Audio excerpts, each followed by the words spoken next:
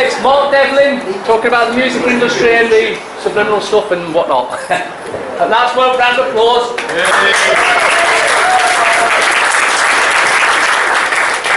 Afternoon all. Yeah, that's a bit strong. Thanks for turning out today. This mic is very loud actually. Can we turn it down at all? It's because you're right behind the speakers. We're ready to roll. So apologies for the technicals. There's always something. The visuals aren't absolutely perfect. You'll notice they're drenched in purple. I'm going to be saying some stuff about prints later, so I'll make out that it's intentional. But this is as good as it's going to get, so hopefully everyone can see these images okay. I'll do my best to explain what's going on in each one. The first part of this talk is around about an hour, then we're going to take a quick break, then I'm coming back for part two. There's a whole bunch of information in there. And this tour that I'm doing is to promote the book that I've just put out called Musical Truth. And it's the culmination of 5 years worth of research into the true nature of the corporate music industry and what really goes on behind the scenes beneath the glossy surface and which networks and groups really run these industries. The book is 170,000 words, over 536 pages, and it took 13 months to write. So in a talk of about 2 hours, I can only hope to present a few edited highlights from the book and a few little tidbits of information. It's by no means the complete story. If I was going to present everything that's in the book, I'd be here for about 12 friggin' hours, like a David Icke all-dayer. And we don't have time for that today. So it is just a few selected bits and pieces from the book. I'm hopefully going to show how all of it fits together and how it in turn goes into the big picture of what's really going on in the world and who's really running things. A lot of this I'm sure will be information that people in this group will be familiar with, but I'm going to be trying to connect a few dots in that way anyway. So I came to an understanding about 6 years ago that this world is nothing like we're told it is, and it's run by very different people and groups to the ones that we're conditioned our whole lives to think it is. And when I came to this understanding, I needed to know how the industry that I'd been a part of as a DJ, as a club and radio DJ, and as a music journalist, played its part in the big picture of what's really going on in the world. So I set myself on the path of researching this whole area. And I came to realise that what goes on in the entertainment industry, so that is the music game in conjunction with Hollywood movies, also television, is only one very small part of everything else. It's like one spoke in the wheel, if you like. And it's incredible how deep just this one aspect, this one spoke goes, because there are so many other subject areas I could be up here talking about today. False flag terror events, banking scams, chemtrails, geoengineering, take your pick. So just within the music industry stuff alone, there are so many different strands to it. And so my early days of research threw up some very unsettling elements that seem to be cropping up time and time again in the backstory of the corporate music industry on both sides of the Atlantic. In there, in this very ugly, disturbing mix, we have trauma-based mind control methods and satanic ritual abuse, generational stuff, Satanism and dark occult rituals, paedophilia everywhere, the dark influences of Saturn, which ties in with a lot of the dark occult practices that go on, the occult teachings of Aleister Crowley, who in many ways is the original rock star, because he crops up time and time again in this story. Then we have suicides, in inverted commas, and overdoses, and a whole lot of them. And then there's connections going into the world of military intelligence. So you might ask yourself, if the music game is all about having fun, it's all about entertainment, it's all about forgetting the stresses and strains and the drudgery of the working week, and just enjoying yourself by listening to some of your favourite groups or whatever, what are any of these things doing in the mix? Because there should be no connections between these elements whatsoever, and yet there are. So part one is all about connections between military intelligence, also dark occult, mystery school, religious practices, and the music world. And we go all the way back. This is a very poorly focused image, I apologise for that, but you might be able to make out. It's a picture of a young Cliff Richard, alongside Jimmy Savile, who's a character who tends to crop up rather a lot in the story, just like Aleister Crowley. So this is Cliff in his very early days. He's been in the news recently, as I'm sure you're aware. A couple of weeks ago we got the news that these police investigations into this alleged assault at a Christian rally back in the 80s, the investigations into Cliff have been dropped due to insufficient evidence being available. But nevertheless, that whole case certainly did paint the image of Cliff Richard rather differently in the minds of the general public to the image that many of them probably had previously. Cliff Richard's father, it turns out, worked for Thorn EMI, which, as well as being a record label and electronics company, also had an arm which dealt with weapons systems manufacture for the military. So it was it had those governmental connections as part of that company. And there were many record labels in those early days that had similar activities going on as well, such as Decca, Parlophone, Capitol Records. And this is one of only many family connections between prominent musicians and the world of military research and intelligence and various government departments. So here's Cliff with Jimmy Savile, and Savile is holding a pendulum there, and he appears to be hypnotising Cliff Richard. And when we get into some elements of mind control a bit later on, you might consider that this picture presents a very interesting scenario in terms of what could be going on. Cliff Richard, in his very early days, was connected to the Cray twins. Who even knew this? The Cray twins were this notorious duo of East End gangsters operating out of London in the 1960s, and it's on the public record that their activities included money laundering and prostitution and gambling and that sort of thing. But according to many researchers, the Crays were also involved in some other nefarious activities, which included the procurement of children for elite paedophile rings.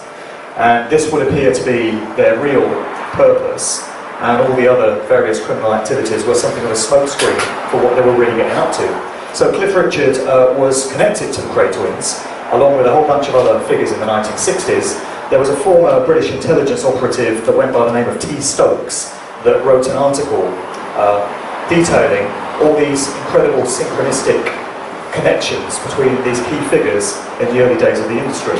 And all the elements that I mentioned earlier are present in the story. Jimmy Savile was closely associated with all the key players in the early days of the industry. Here's a picture of him with Elvis Presley. And when you delve into the background of Elvis, you get some interesting stuff there as well, because according to many researchers, his public life as a celebrity kind of concealed some of the other things that he got up to in his life, including being a spy for various departments of the US government and working for various police forces in a covert manner, and also working for the Drug Enforcement Agency. So it would appear that when he was going on tour around the world and visiting all these different countries, ostensibly under the guise of being a performer, there could well have been some sort of spying and surveillance work going on his part, according to many that have looked into this. There are many suspicious elements surrounding the reported death of Elvis as well in 1977, where he's reported to have died on the bulk, at the age of 42. But many seem to think that his death was in some way a hoax, and that the public persona was retired, but that the real flesh and blood individual went off into the background somewhere, into a life of obscurity, to live out his remaining years. We get this with a lot of prominent musicians. There are similar rumours with Jim Morrison of The Doors. There were similar rumours surrounding Michael Jackson. People have said the same thing about David Bowie. It's very difficult to know the truth of the matter, but if you're going to consider all the options, it's worth at least looking at some of the evidence to support these things. So who even knew that Savile had any kind of connection with Elvis Presley? But when you consider the true backgrounds of many of these characters, it makes a lot more sense. And here's Wurzel Gummidge. Oh, sorry, Bob Geldof. One thing which I've been looking at a lot this year since the book came out is a couple of subject areas. One is culture creation. And this is the idea that all the perceptions and all the values and all the belief systems that the general public hold at any given time are not actually coming from them and their own minds, but that they've all been shaped and moulded and fermented by various groups and put into the public domain for the purpose of creating culture. The father of PR propaganda, Edward Bernays, who was the nephew of Sigmund Freud, made a famous quote. It's page 1 in his very well-known book on the art of propaganda. And it's a phrase to the effect of, our values and our beliefs and our thoughts are largely shaped and moulded for us by men we've never met and whose names we never know. So this is the aspect of culture creation. The other subject area I've been paying a lot of attention to is that of lifetime actors. So these are people who have a public persona whereby they appear to be one thing, but their true nature, when you get down to it and when you're able to do the research, is something very different. And they appear to be on some very different missions and agendas to the ones that we think they are. So Bob Geldof is a great idea of a lifetime actor. And for many years he successfully put himself out there as basically a philanthropist, this caring individual that wanted to do something about famine in Africa. So he set up the Band-Aid and Live Aid projects, and we all know the rest. But some interesting family connections with Bob Geldof when you get into his ancestry. It's actually half Jewish, which not a lot of people know. And many of the bloodlines that you can look at in the story of the entertainment business and those that rise to prominence in it have connections into Jewishness. And an interesting question to ask, I feel, is why should that be? Because it's wildly out of proportion to the number of people that identify themselves as Jewish in the general population. Also with Bob Geldof, there's a lot of kind of dark occult stuff that goes on in the background as well, such as his connection to the OTO, this mystery school that has a lot of connections into the rock music world. And of course, if we're talking about Bob Geldof, we have to kind of bring in his bedfellow Bono, who is presented to us as the frontman of this rock group U2. So that's the reason for him being famous, being a celebrity, being a household name. But if you've observed Bono's activities in recent years, it would appear that music is kind of the last thing on his mind. He's far more interested in hobnobbing with the likes of George Bush, Barack Obama, Clinton, Bill Gates. And you look at some of Bono's activities in recent years, he's very heavily involved with the Bill and Melinda Gates Foundation. He's often to be found in Africa, doing work which is connected into the eugenics program, of which Bill Gates is a big part. This is all connected into Agenda 21 and Agenda 2030 coming out of the United Nations. So what is a rock musician from Dublin doing, meeting with all these figures and getting involved with all this stuff, if he is what we're told he is? And the truth of the matter is that these people that we're given as celebrities and as cultural heroes, in almost all cases, are placed there to do some other kind of work. And they have this public cover story, this front, which is sold to the public so that we believe that's what they are. But the truth of the matter is rather different. Here he is with Tony Blair, take your pick. And they say you can judge a man by the company he keeps. So what does that say about this guy? And here he is accepting his MBE from the Queen. And when it comes to knighthoods and sirs and lords, we get into some other very interesting areas as well, which we'll come on to. Just to reinforce the idea of lifetime actors and the fact that the true nature of a celebrity is often very different to what we see on the surface. People might have seen this video which came out 3 or 4 years ago, and it was connected to this project called Toilet Strike. It was all about trying to bring fresh water to communities in Africa. Well, that was the cover story. And it was spearheaded by the actor Matt Damon. And for this commercial, they wheeled out this ragtag, motley bunch of so-called celebrities, consisting of Bono, the Hollywood actress Olivia Wilde, and Sir, there's another one, Richard Branson.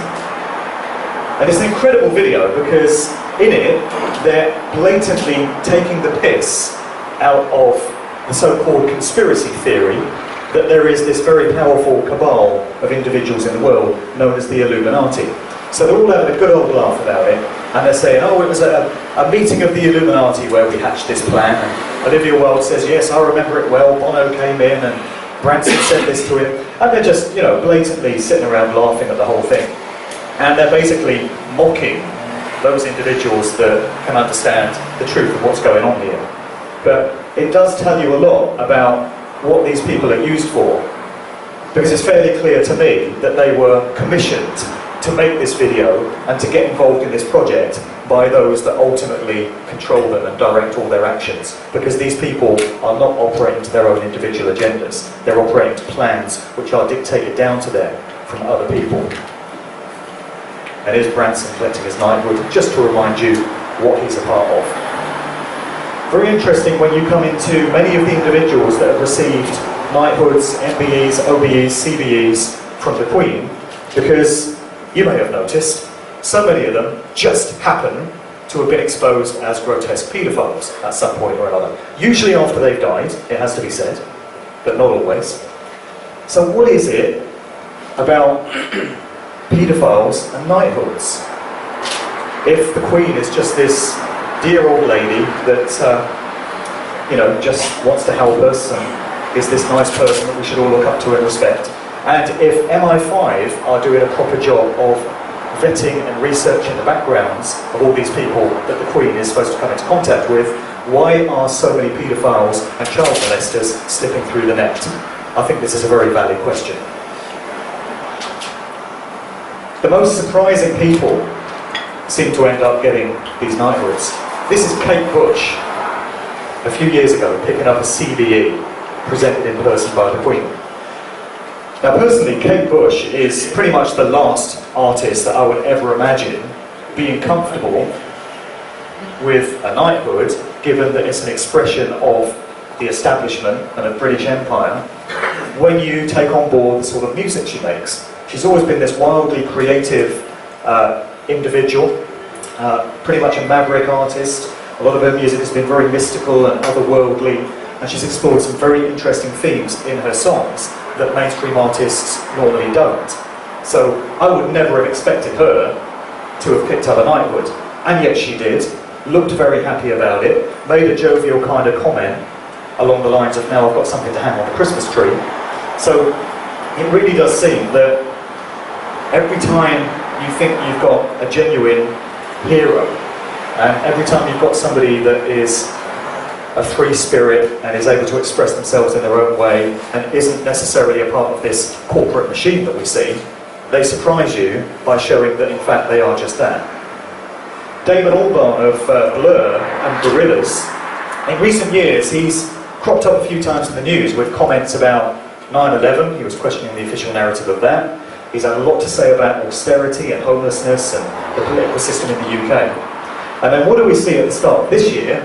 Damon Albarn crops up in the Queen's New Year's honours and gets an MBE and accepts it gratefully. So what happened to the rebellious kind of maverick spirit there? This is Goldie, the drum and bass DJ and producer. Goldie is not someone I would have expected to have been at home, going to the palace, meeting old Charlie and picking up an MBE. But nevertheless, he did. He got his at the beginning of this year alongside Damon Albarn. They've started knighting DJs as well. Pete Tong, the long-standing BBC Radio 1 DJ, picked up a knighthood the other year. He's now an MBE. David Rodigan, famous reggae DJ, very highly respected within the reggae community. He doesn't look like a reggae DJ, he looks more like a bank manager, but he is highly revered in reggae circles, let me tell you. And again, somebody that you would not necessarily have expected to have picked up a knighthood. By the way, I'm not suggesting that everyone that's been knighted is in any way a paedophile or involved in those sort of activities. Let me make that clear. Obviously many are, as we know, this information has gone into the public domain. With this section of the talk, I'm merely questioning why it is that certain people are receiving these things over and above certain others. And somebody that I can respect is the poet Benjamin Zephaniah. This is him. And he was offered a knighthood a few years back, and he declined. And people that decline these things are the ones that I can look up to. And the comments that he made at the time were that, a knighthood represents the British Empire and the establishment, And if you look at the history of the British Empire and what it's represented over the years, it's been all about colonialism and the bloody occupation of other countries, exploitation of natural resources and all of that. So why would I want to be a part of a system that involves all these things, was his comment. That's why I can respect him. And another guy was John Z.D., who's a hip-hop performer, poet, street dancer.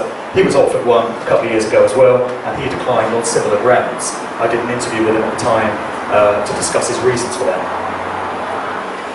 So then back to the sellouts, back to the people who are presented as one thing, but turn out to be something else.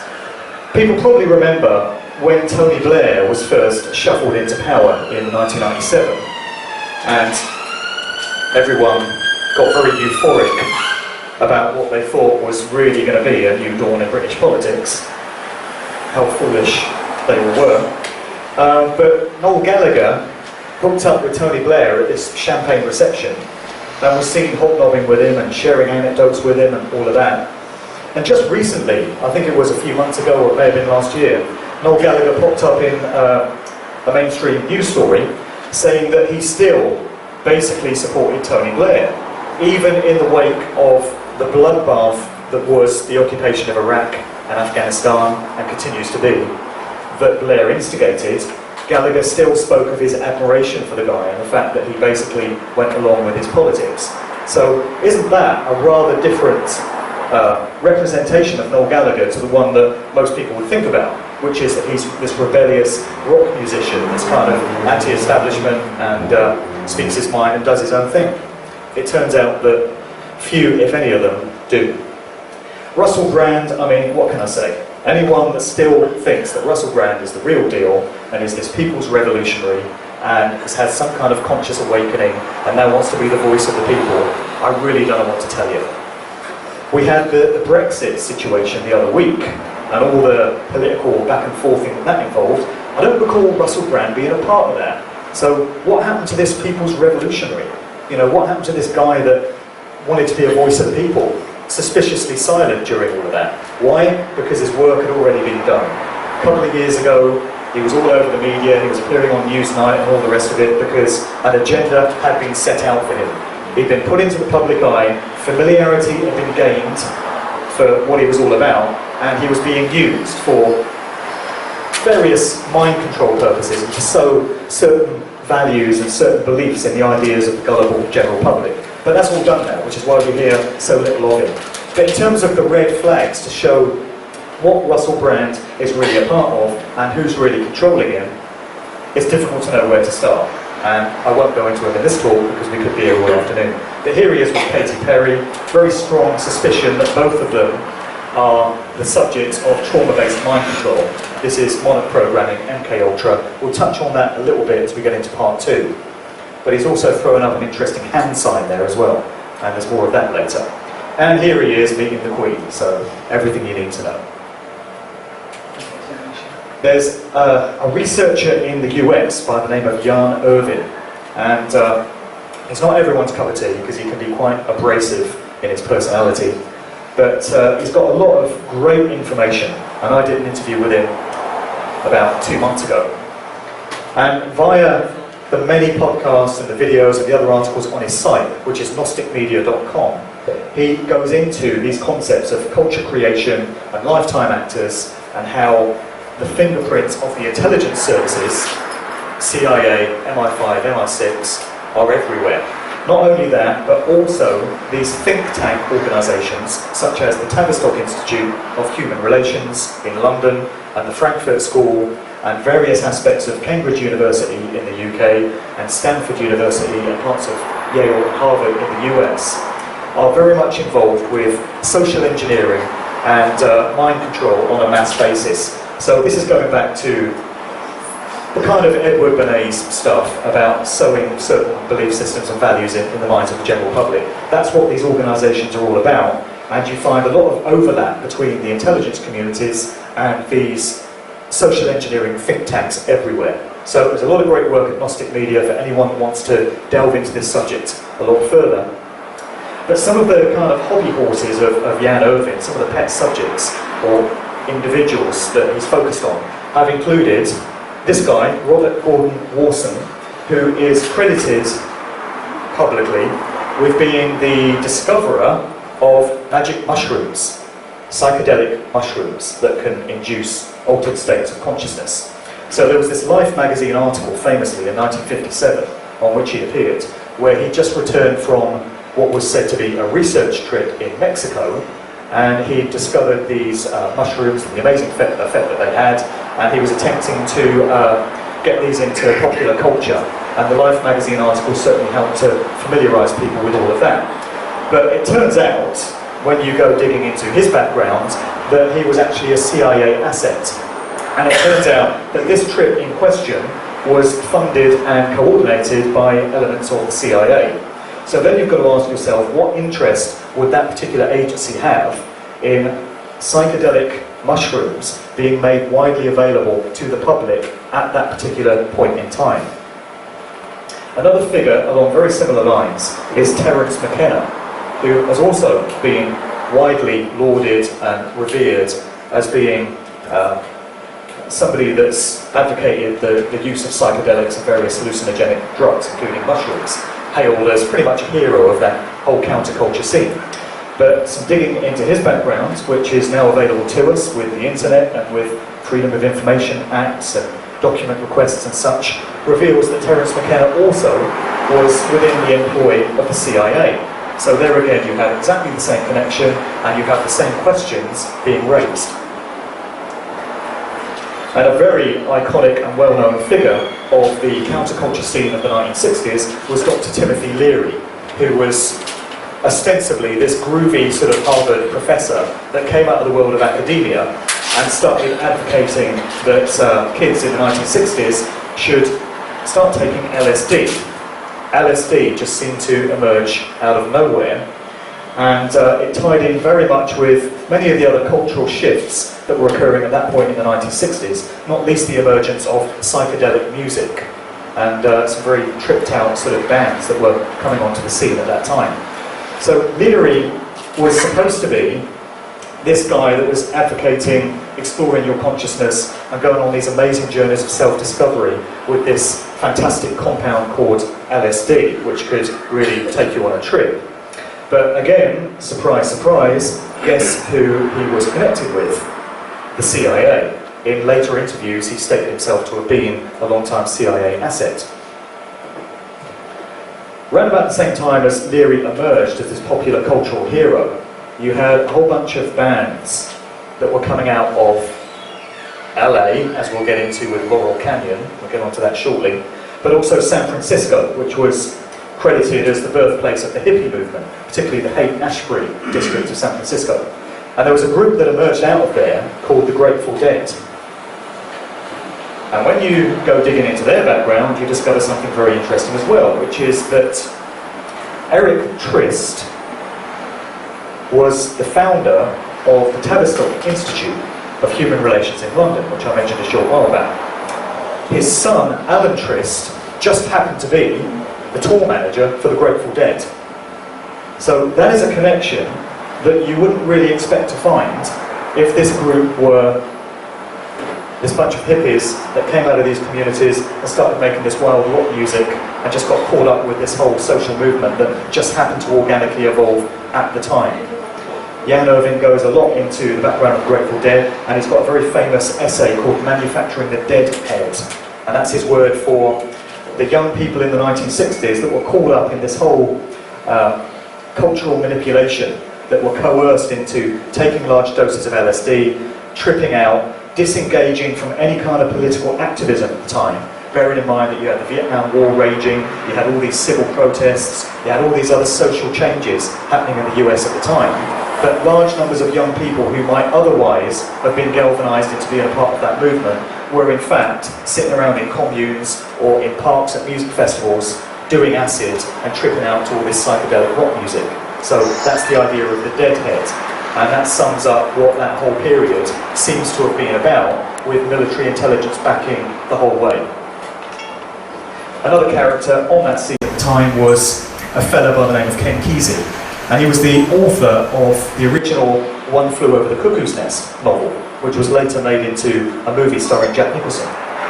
And in the same way that Tim Leary would often turn up at these hippie gatherings and music festivals and distribute 3 tabs of acid, and a question there would be, where did all this stuff come from, and how did they so readily get hold of it, given that it wasn't particularly cheap to produce? At the same time, you had this guy Ken Kesey, who would ride around all these communities, Haight-Ashbury in San Francisco and parts of LA and other parts of California, and all these music festivals like Monterey, and he would distribute, similarly, 3 tabs of acid from this multicoloured psychedelic bus that he used to travel around in. And his crew was known as Ken Kesey and the Merry Pranksters. Ken Kesey, it would seem, was a victim or a subject of the CIA's MK-Ultra mind control program himself. He came out of that, and he was also a stated asset of the CIA. But why would we even be surprised at that by now? A lot of great work into that era was done by this guy, Dave McGowan, author, researcher. Sadly no longer with us. He passed away on the 22nd of November last year. Being the anniversary of the Kennedy assassination, that's a very interesting date for a conspiracy researcher to leave this realm. But nevertheless, he left behind some fantastic work, and this is his masterpiece, which is the book Weird Scenes Inside the Canyon.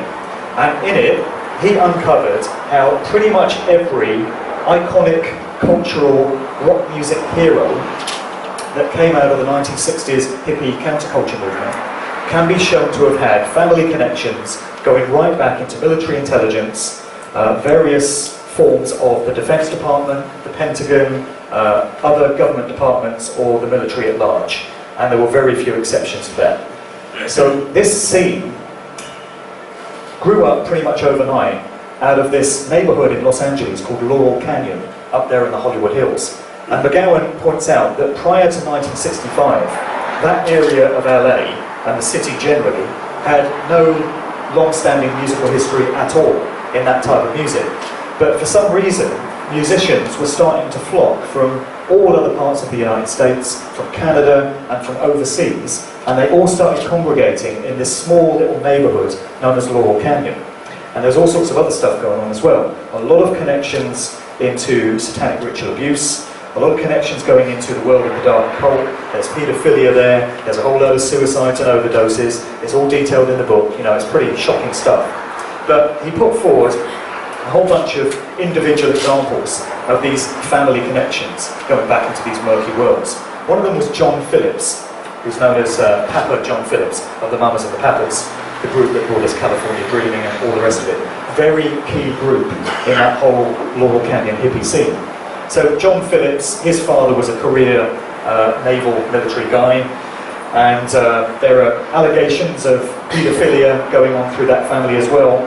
His daughter, Mackenzie Phillips, who was named after Scott McKenzie, who was the guy that sang the hippie anthem, San Francisco, be sure to wear some flowers in your hair, written by John Phillips. So John Phillips' daughter Mackenzie, in a 2009 interview, accused her father of raping her on the eve of her marriage, and she put this into her memoirs.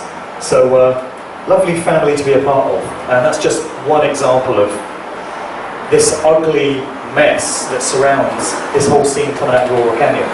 In McGowan's book, it will make your hair curl, many of the stories, really. Mama Cass Elliott was the main Mama part of that group as well, so it was John Phillips alongside Mama Cass.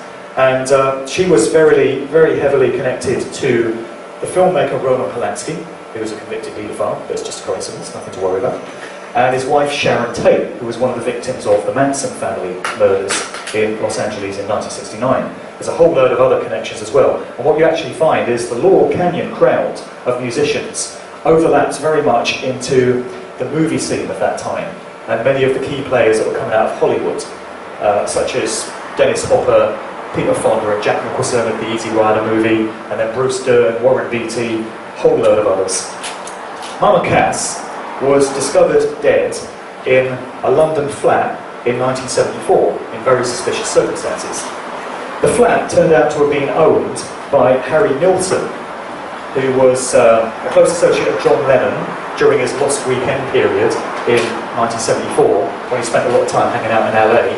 And Nilsson is the guy that did the song Without You, along with many others.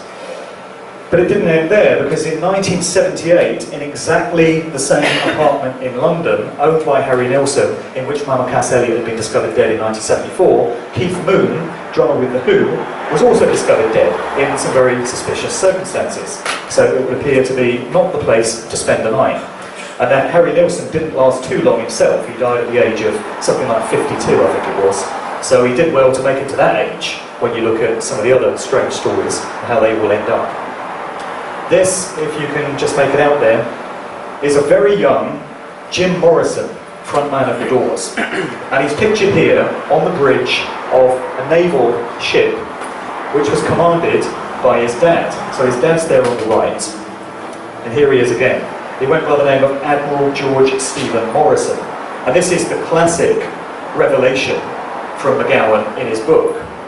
Although, I did watch the movie called The Doors last week, which was directed by Oliver Stone, with Val Kilmer playing Jim Morrison. And there is a point in that movie, which came out in 1991, which I didn't realise until last week, where there is a reference made to the fact that Jim Morrison's dad was a Navy admiral in the US military.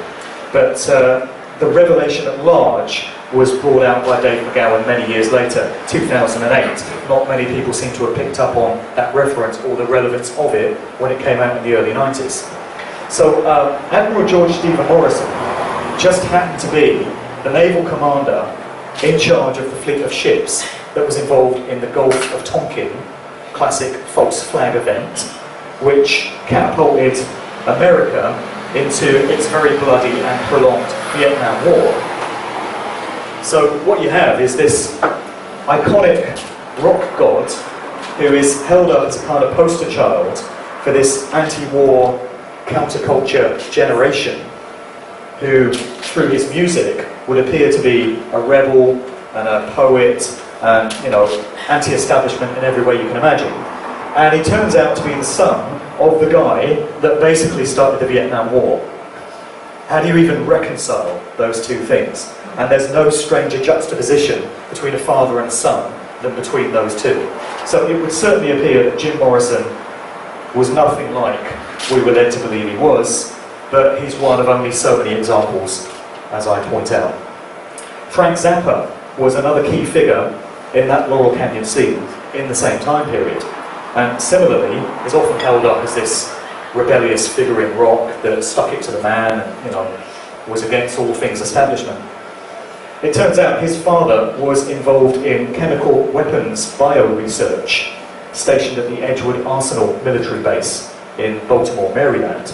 And Frank Zappa was actually born on that military base and spent a whole bunch of his childhood being sent around from various military establishments, which is a very far cry from the image that a lot of music fans have of Frank Zappa, what he was all about and where he came from. And it's the same with all the other prominent key figures from that community, as I say.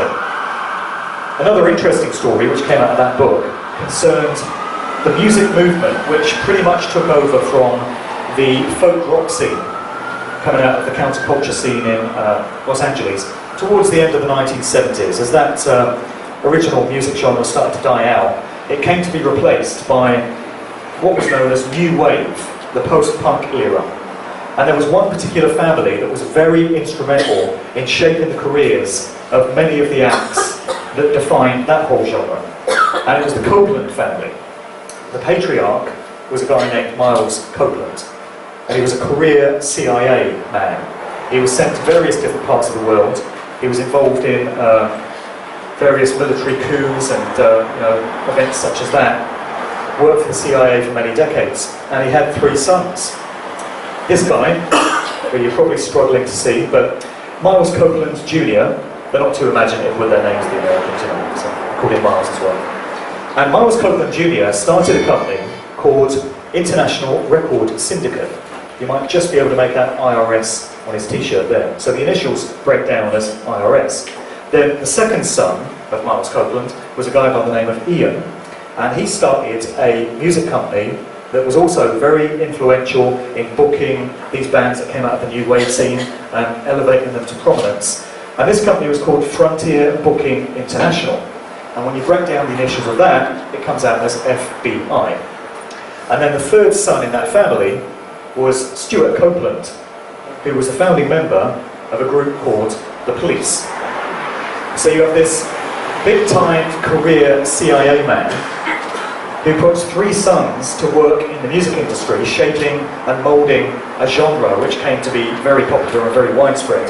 And they start up with names consisting of IRS, FBI, and the police. So talk about taking the piss.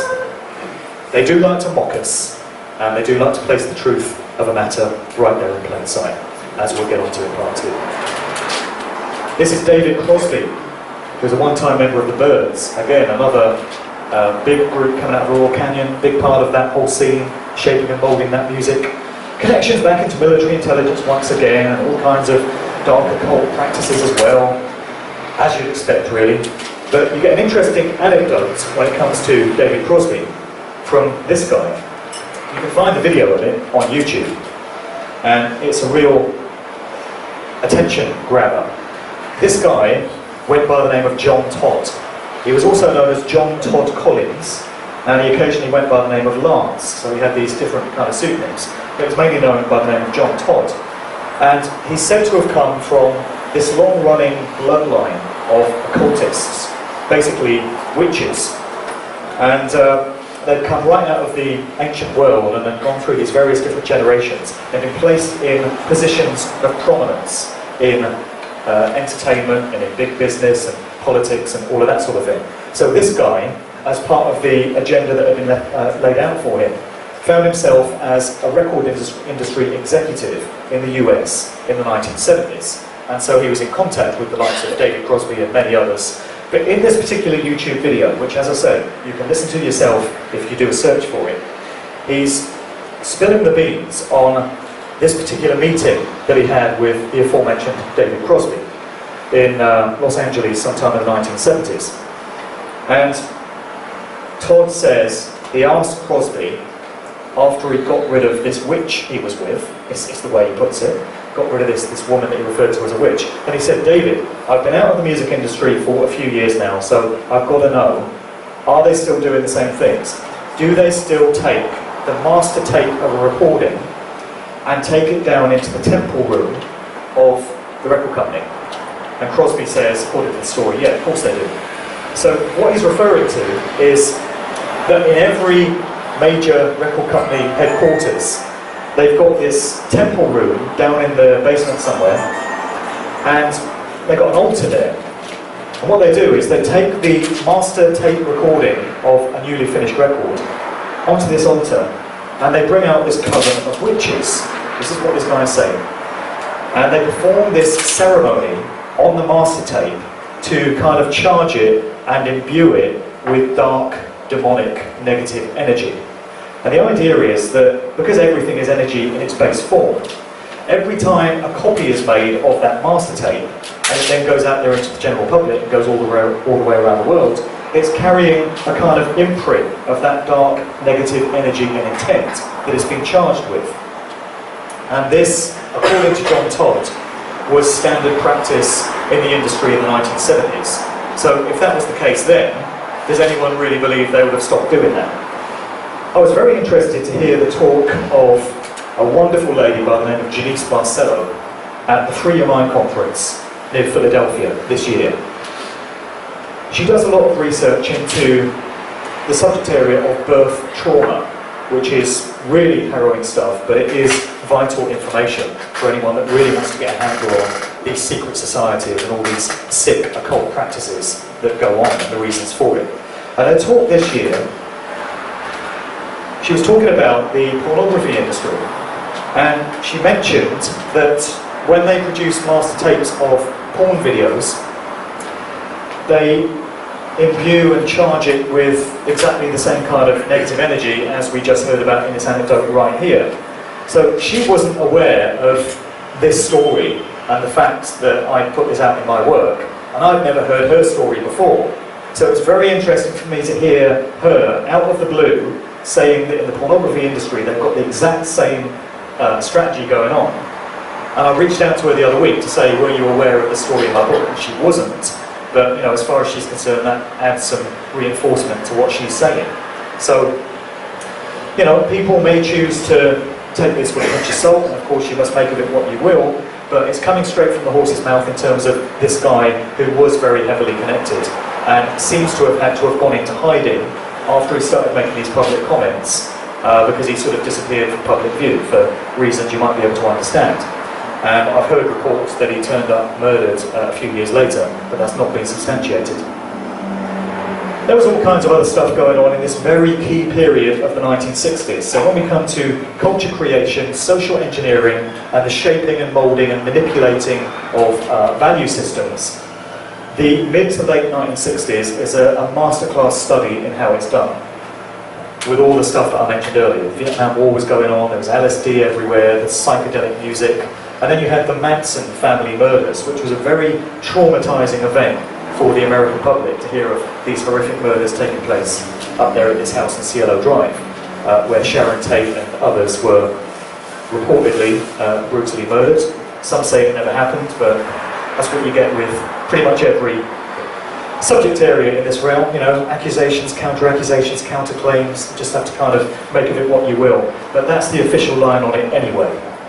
Round about the same time, you had this organisation emerging out of Los Angeles by the name of the Church of Satan, and it was helmed by this very charismatic frontman, Anton LaVey. The Church of Satan was known to recruit a whole bunch of celebrities into its ranks, and it acted as a kind of public interface with the world of celebrity and the public at large. So Sammy Davis Jr. was a very high-profile member of the Church of Satan, as was Jane Mansfield, who died in some interesting circumstances when you get down to it. And more recently, Marilyn Manson, which might not be too much of a surprise, Church of Satan, Marilyn Manson, not too much of a stretch, but also Mark Almond of the group Soft Cell, who even knew that, was involved with the Church of Satan. So some interesting names in its ranks.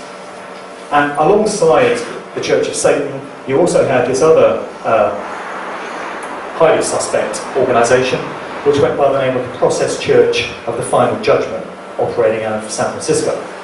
This organisation was connected to the Son of Sam murders in New York, and David Berkowitz, the guy that is credited as the Son of Sam killer, was very heavily involved with this group. It's said to have been mind controlled by them and sort of on a mission, commissioned by them. The Process Church also was connected with Sirhan Sirhan, the guy that is said to have assassinated Robert Kennedy, who would also appear to be a big-time victim of mind control himself. So he was seen attending various Process meetings, and a whole bunch of prominent musicians were involved in that as well, including, according to reports, Paul McCartney. That would be the original Paul McCartney. We'll get on to that. And here he is. You might just be able to make it out. You might be aware that there is now a very widespread suggestion that the guy we think of in the world today as Paul McCartney is not the original James Paul McCartney, but that in fact the original guy died sometime in 1966 and was replaced by someone that's been taking his place ever since. It sounds ridiculous and far-fetched when you first hear of it, but so do many things. So would the suggestion that Jimmy Savile was a paedophile that was abusing children sexually on BBC licensed payer-funded premises for 50 years unabated. And yet we now know that to be the case, with the evidence available to us and with the passage of time. So I would suggest that it's a mistake to throw something out just on the face of it because it doesn't sound right until you've looked at the evidence which is available to support it. And when it comes to the theory that McCartney died and was replaced, there is a whole world of evidence waiting to be uncovered by anyone that has the will to go down that particular route. So the evidence consists of symbolic stuff, occultic stuff. So people that get into those realms can find all kinds of symbolism pertaining to a switch. But I'm aware that there are many people that reject all of that stuff. They see it as unscientific, and they're very left-brained, and they like their evidence to be fact-based and forensic in nature, something tangible. So if that's the case, when it comes to this suggestion of McCartney, you do actually have a whole world of forensic scientific evidence available to suggest that he was switched.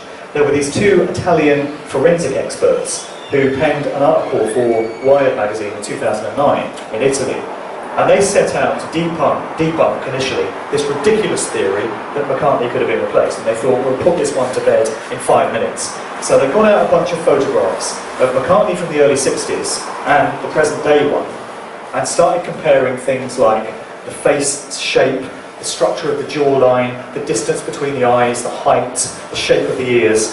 And they came out of it concluding that this cannot possibly be the same person. We are looking at two different individuals here. And these were two highly respected forensic experts that have worked with the Italian police and the judiciary, so you know they have their credentials. Then there's stuff that we can just see for ourselves. So McCartney, for a few years in the 1960s, went out with the actress Jane Asher, who was his high-profile girlfriend. Here we've got a picture of the original McCartney walking side by side with Jane Asher, more or less the same height. But then, a couple of years later, we have McCartney, again with Jane Asher, and he's a clear several inches taller than her, and doesn't appear to be wearing Cuban heels. So, you know, there's a red flag straight away. Loads of strange stuff when it comes to Jane Asher as well. I mean, these stories just go off everywhere, and I have to be careful because I could be here till midnight talking about all this stuff. I find myself going off on these tangents. But Jane Asher's father, Dr. Richard Asher, was involved in research into hallucinogenics and LSD and other things, mind control methods, on behalf of the military intelligence communities in the UK. And he had a house in Wimpole Street in London where McCartney moved in for a short while and evidently wrote many of his songs. And Dr. Richard Asher just happened to turn up dead in his own basement in 1969, shortly after McCartney had married Linda, his first wife. Very suspicious because at first Richard Asher went missing, nobody could find him. 3 days later, his body pops up in his own basement and is chalked up as a suicide. Told you there's no bodies. So the symbolic clues suggesting the McCartney switch can be seen on a whole bunch of Beatles records, not least the sleeve to Sgt. Pepper, their iconic album. There's a whole world of clues in there that you can get into. Also, Abbey Road is said to be a big reveal as to what really went on. It's supposed to represent a funeral procession with McCartney playing part of a corpse there. And really, just to move on from this section, because like I say, you could do a whole talk on this one subject alone, and there's a reason why my chapter on McCartney in my book is the largest one in there, at 15,000 words. Because you really can't do this subject justice in quick sound bites in a couple of minutes. People often say to me, you know, what evidence have you got that he was replaced? And they honestly expect you to answer it in 30 seconds. It can't be done.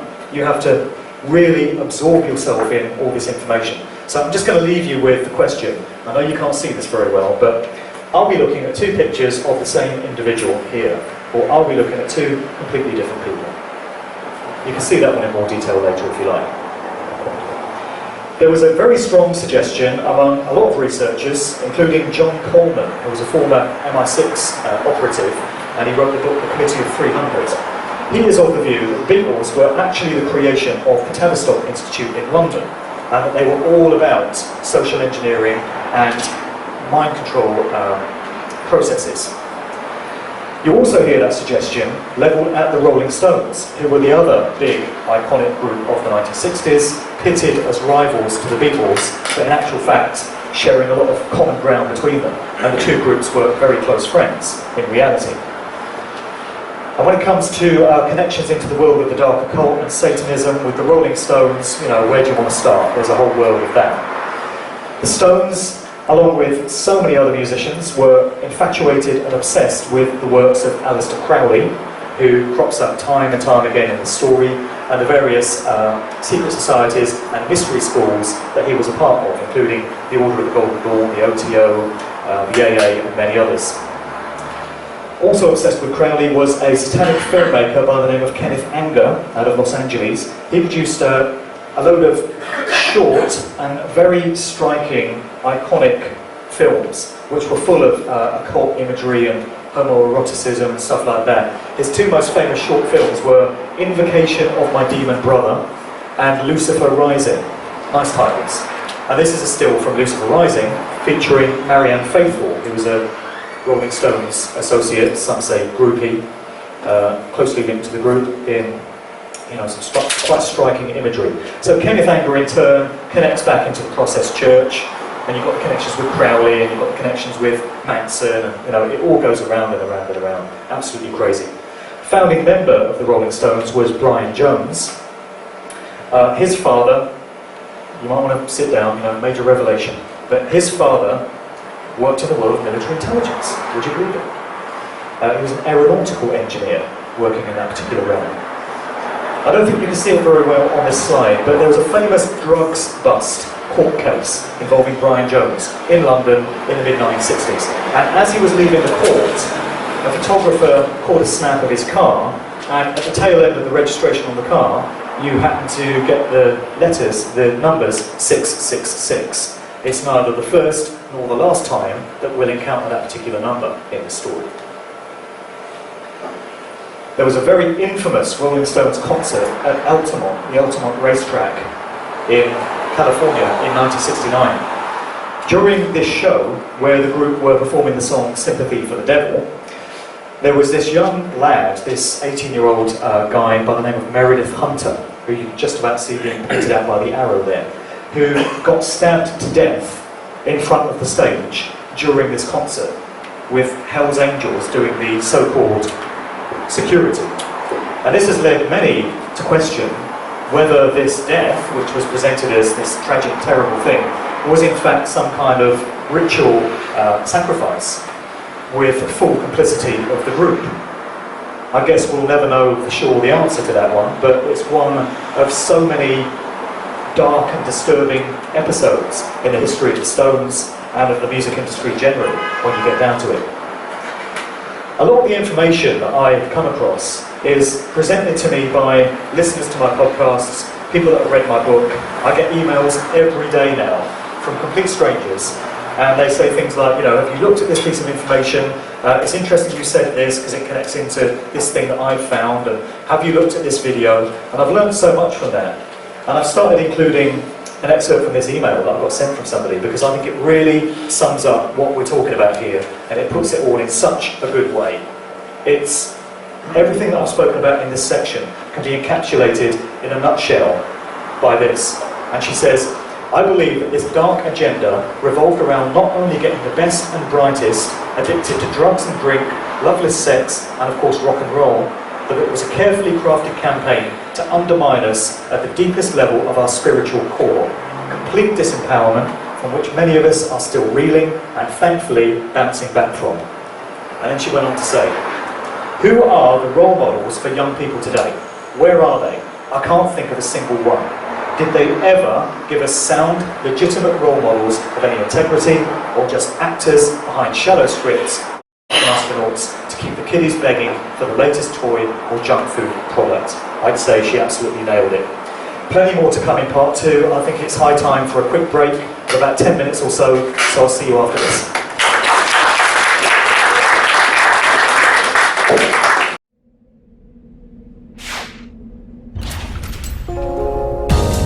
Debt Free TV, in association with GetOutOfDebtFree.org.